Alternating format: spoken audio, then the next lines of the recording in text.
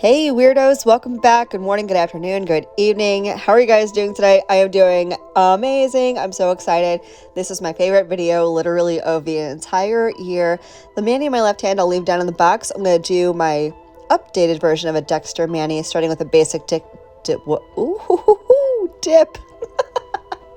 I'm too excited, clearly.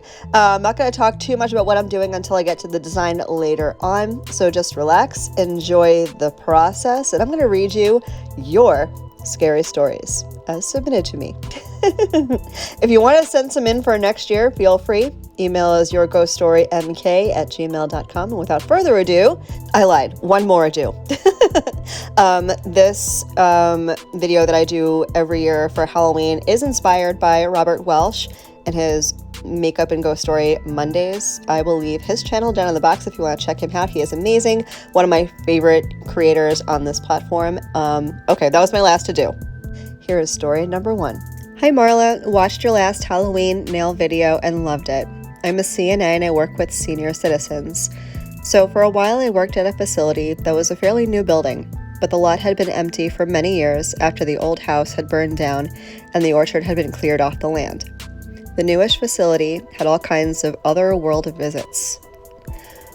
Often, the care staff, myself included, would see a former resident in the reflection of the glass. They'd be right beside us. I have chills already. Also, saw a recently passed resident standing there without a walker they had always had with them. Nothing, though, was as creepy as the 2 following stories. Oh my god.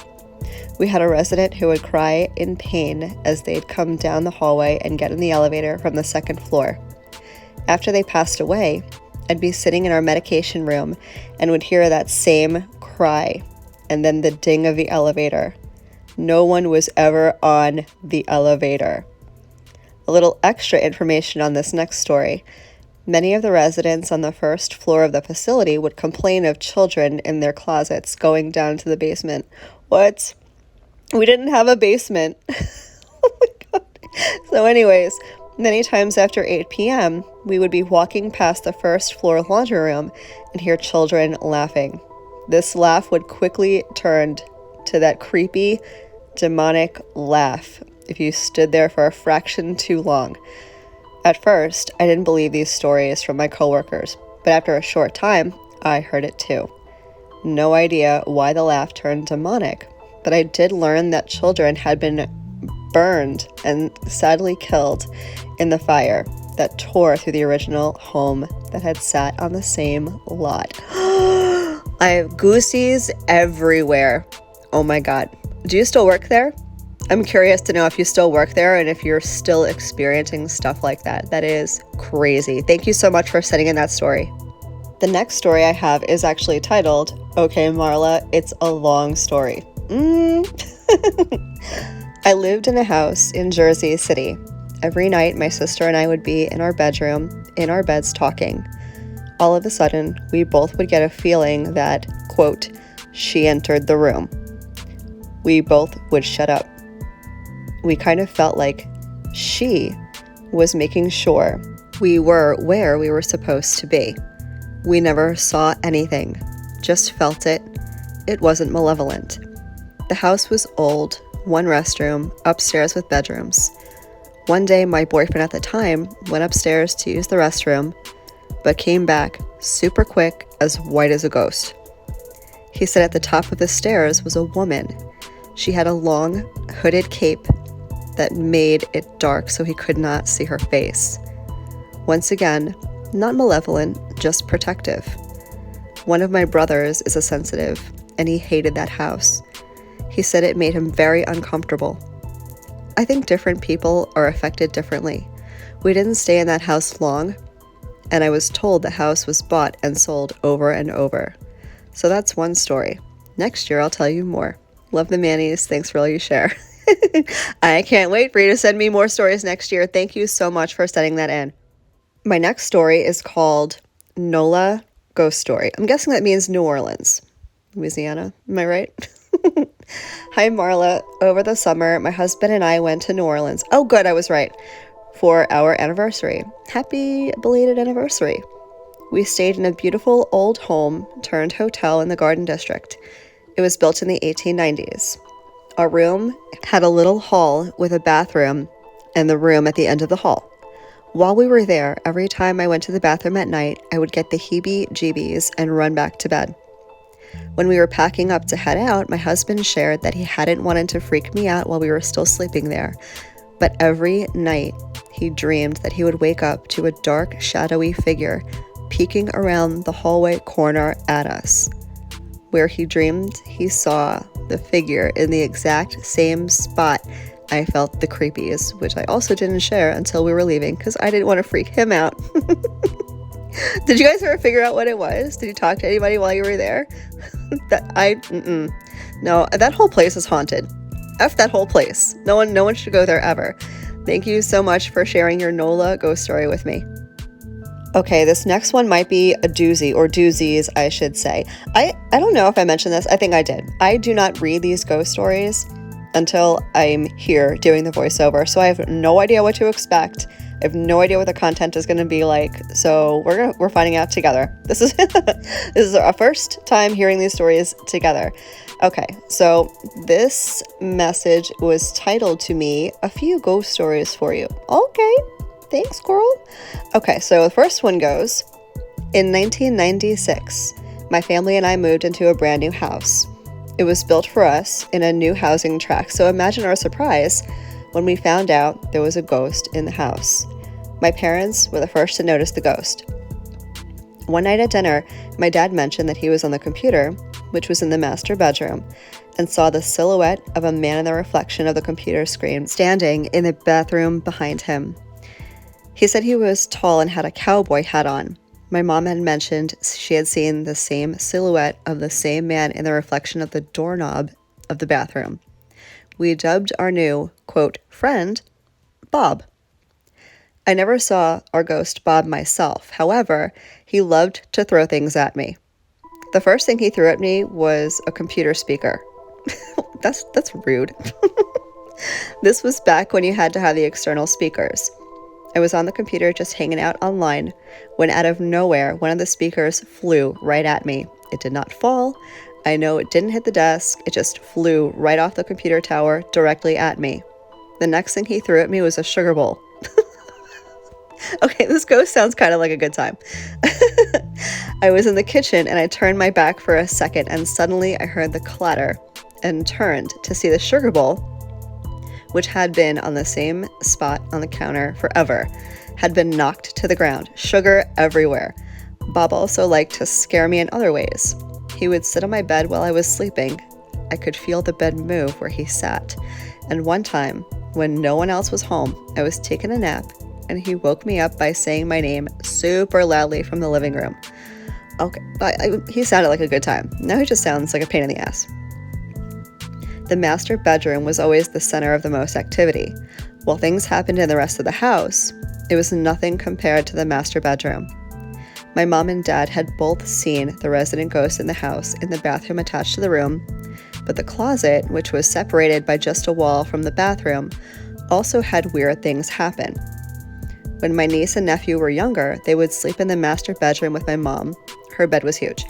And my nephew would complain that he didn't like sleeping in there and said there was always someone whispering to him at night coming from the closet. My niece also said it was a weird room, but she wouldn't say much about why she thought that. One night, my niece and nephew were not there this night. My mom woke up and saw a little boy and a little girl standing in the closet. Okay, no, ghost kids freak me out. I don't like where this is going. I don't like it. She said they were looking around as if waiting for something, and that for some reason the little girl scared her. The light in the closet would go on and off by itself. Altogether, it was a very creepy room sometimes. For my 20th birthday, my friend and my friend's boyfriend took a weekend trip to the Hearst Castle in Northern California. That sounds like fun. I've never been there. Have I been to California? Once when I was like 3. Doesn't count. The castle is on top of a hill with long, windy, scary roads. Going in November, there was a lot of fog, which made the bus ride nerve-wracking. I didn't know a lot about Hearst Castle, but my friend was doing a report for school, so we figured it would be a fun trip. The first odd thing was the first room where we arrived once inside. It was the living room area, and it was full of people for the tour and dimly lit. It was a minute before I realized there were faces in the wallpaper of the room. Not faces painted or printed on. It was like they were looking from out of the wallpaper. I'm so freaked out right now. I shouldn't be reading this alone.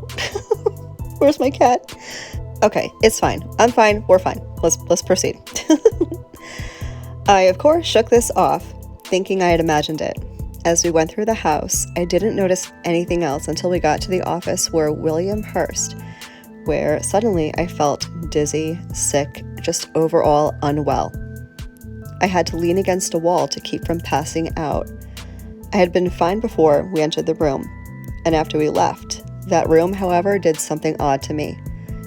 It was here, while I was feeling sick and dizzy, that the tour guide said, "Oh, and yes, the house is haunted." No kidding. I was good once we left the room and I didn't experience anything else. I didn't tell my friends or her boyfriend what I saw and had played off how I felt in the office, not really telling them everything that I felt. Once the tour was over, we went to have dinner. It was halfway through dinner when my friend's boyfriend looked at me and said, "Oh, by the way, there were faces in the walls in that first room." I was shocked, but at least I know I wasn't crazy. See, isn't it good to have someone validate that stuff for you? Otherwise, that's exactly what you think. I'm just nuts. I'm just nuts. That's it. Thank you so much for sharing those stories. I'm legitimately terrified. Terrified and alone. Help, send help. Okay, this one has me not so much terrified. It's called Not So Ghostly Story. Yay. Hi, Marla. I love your videos. Thank you so much. I usually use them if I don't know how to do something or want to make sure I'm not doing something wrong. Oh, well, good. I'm happy to help. Thank you for watching. My story isn't so much scary as it is something sweet that we love to think about and laugh. So here goes. My husband and I just recently, February 15th of this year, 2021, lost one of our best friends to improper gun safety and arrogant stupidity. Oh my gosh, I'm so sorry. It's an ongoing case, but definitely something we wished hadn't happened. So here's the sweet part. A few days after the funeral, I was laying with our, at this time, 20-month-old son on the couch and playing peekaboo. All of a sudden, he is looking up at the ceiling past my gaze and giggling like a madman. Then I noticed he was doing this thing with his eyes that our friend used to do. He would kind of blink rapidly. I told my husband and he agreed. It was our friend playing with our son. Then a few nights later, I was laying with our son in bed trying to put him to sleep, and I was singing his nightly lullaby. And he was again looking up at the ceiling and just laughing hysterically while doing the blinking thing. This happened for about a week. We look back now, and we know it was our friend watching over and playing with our son. We miss him every day, and as we get closer to Dia de los Muertos, we are trying to really ease the pain with sadness, with stories and memories of love and happiness. If you do read this in your video, thank you. If not, I appreciate. Well, no, if not, because here we are. Thank you. Oh, you got me all teary-eyed. I wasn't prepared. Thank you so much for sending in this story and for sharing that with me and the entire Manny fam. I can't even begin. I'm so incredibly sorry for your loss, but what an absolutely sweet reminder that he is there watching over you and your little one. Thank you so much. I'm going to get into the next story here in just a sec. Wanted to let you know, yes, I'm doing my filing routine. I am going to actually talk through the design that I do at the end of the video. So don't worry, I'm not going to graze over that. I'm just grazing over everything y'all have already seen. Anyway, moving on to our next story. Okay, here we go. Hey, lady, I have a bunch of ghost stories. Pick the one you like the best. Well, how about I just pick all of them? Can I do that? Hope all is well with you. Congrats on 30K. Thank you so much. Thank you for being one of them. Okay, onward. Not long after moving into our 100-year home in Odentown, Maryland, my husband had his first experience that made him believe. It was the middle of the night, and he heard our son, about 1 at the time, crying in his crib. He was just about to get out of bed and check on him when we heard a woman's voice in the room talking to him, and he started to giggle. Dale assumed I had gone in to check on him. He rolled over in bed to find I was still in bed. He is now a believer. Yeah, I guess so. Same house, incident number 2 for my husband. I was working in my office and heard my husband downstairs freak out and yell up to me asking if the cat was with me. He was in fact in my office, curled up in the corner. I replied, yes, why? He informed me that a Hot Wheels car just came shooting out from behind the couch with no possible explanation, and the cat was with me and the kids. We were nowhere in sight. Oh my. That's some poltergeist activity you've got there. Same house, one of my experiences. My kids had a habit of curling up in our bed at night. One night, my oldest came in and my husband walked him back to his room. A few minutes later, I heard a child run down the hall giggling and jumped on my bed. I proceeded to yell at my son, saying, "Get back in bed. Daddy just put you back in bed." It was dark and I could not see, so I started to feel around the massive California king bed and discovered there was no one else in the bed. Ooh! The next morning, when I woke up, I saw the shadow of a child at the foot of my bed, and then she vanished. Later that same day, I had both kids sleeping in my bed, snoring like crazy. I decided to film it because it was cute. Upon watching the film, I saw several orbs flying throughout the video. Oh, you got some stuff going on there? I mean, I'm no expert, but it sure sounds like it. My son, probably about 2.5 at the time, also saw our little friend, although she was a boy. He thought she was a boy. Was it a girl or a boy? I'm confused. Given the time frame and hairstyles at the time she passed, I understand the confusion. He'd woke up and said, "There's a little boy in my room." I said, "Are you sure you're not just dreaming?" You could see him really think about it, and he said, "No, there's a little boy in my room." I said, "Okay, that's okay," and he said yes. Later, we learned from a medium that there were 3 spirits occupying the house: a young girl who passed from influenza, her mother, and her grandfather. All 3 had moved on, but revisited the house, and it was home to them. The little girl made many appearances while we were there. She seemed to be more present around the holidays, especially Halloween. You know what? That would so be me. Ghost Marla is haunting everybody on Halloween. just so y'all know. Eventually, at some point, like 100 years from now. And now for the more creepy. As if that wasn't creepy enough. Okay, let's go. I lived in a basement apartment of a house in Arlington, Virginia. I had 3 encounters while they were slightly disturbing. First was actually an encounter my small Senegal parrot. It's a parrot. The encounter my parrot had. I don't know if I'm saying that right. I don't know what that is. I'm assuming it's some sort of a bird. Okay. My parrot Mindy had an incident where she started screaming this high-pitched scream and staring at the corner. I tried to calm her and pick her up, but she was frozen, solid, and would not move. I finally said, "Whoever you are, you're scaring my bird. Please go away." Within seconds, Mindy relaxed and returned to normal. Next experience here was in the middle of the night when a sound in the apartment woke me up. Looking out my door into the living room, I saw 2 figures standing in the doorway. One of a man with a hat and a woman. She had a long skirt on. After a few seconds, they vanished. Last and creepiest of all, there were 3 locked doors between me and the outside world. The house front door, the basement door, and my apartment door. I woke up in the middle of the night to hear my apartment door slam shut. My eyes shot open and I was frozen in bed. I watched as a dark figure came into my room, backwards, dragging something behind him. Oh my God, the goosies. He came down around the foot of my bed and then vanished into the corner. I shot straight up, turned every light on, and checked all the doors. Every door from mine to the front was locked. Nope. Was your bird around at that time? Because you'd think the bird would have warned you or something. Nope. That's all I got is a big fat sack of steaming hot. Nope. Absolutely not. Thank you so much for sending in those stories. I'm legitimately freaked out. Absolutely. And that's some poltergeist stuff happening. Ooh, okay. Okay, so here's what we're going to do. I'm buffing my nails. I'm going to get into the nail art in just a sec. I'm going to finish and round this out with something that happened to my bestie last year. Still haunts me to this day. I have a video of it. I'm going to put it in here for you after I tell you the story.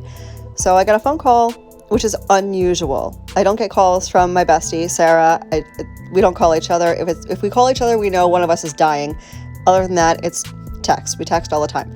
So she calls me and I'm like, what's wrong? Are you dying? Are you okay? Are you alive? And she's like, dude, I have to send you this video. And I'm like, oh my God, what happened? So she tells me about an incident that took place with her neighbor the night before. And her neighbor explained this all to her in the morning.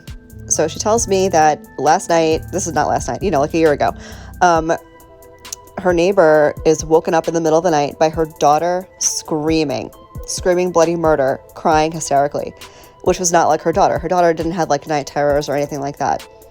And the dog was like going nuts too. So they thought maybe someone was trying to break into the house. So they check, they all have, the ring lights and cameras and all that stuff. And when they check the video footage the next day, this is what they found.